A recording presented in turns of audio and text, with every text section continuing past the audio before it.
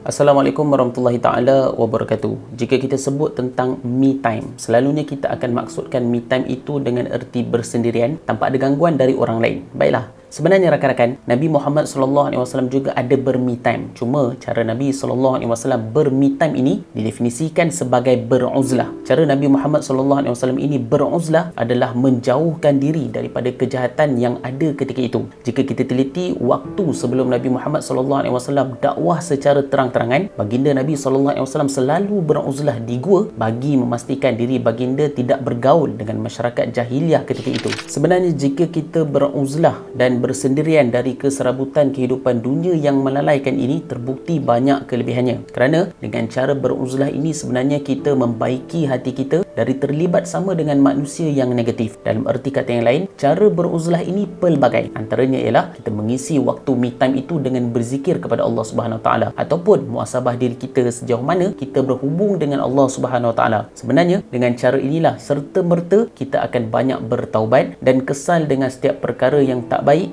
yang pernah kita lakukan.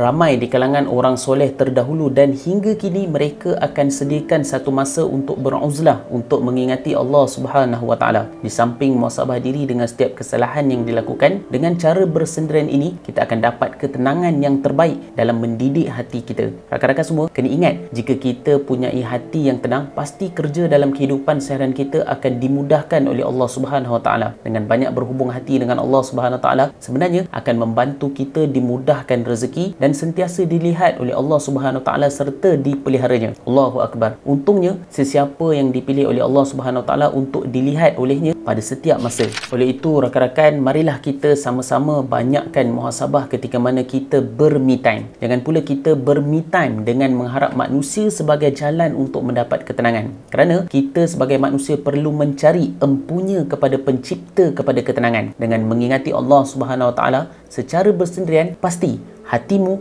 dan hatiku menjadi tenang.